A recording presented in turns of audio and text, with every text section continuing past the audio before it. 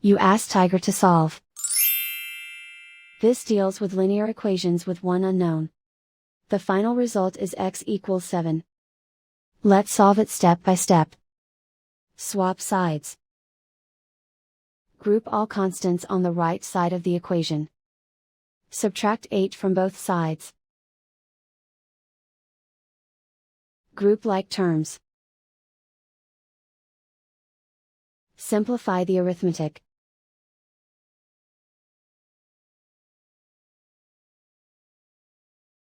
Isolate the x. Divide both sides by 25.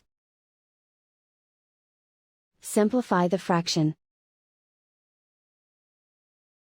Find the greatest common factor of the numerator and denominator. Factor out and cancel the greatest common factor. And so the final result is x equals 7.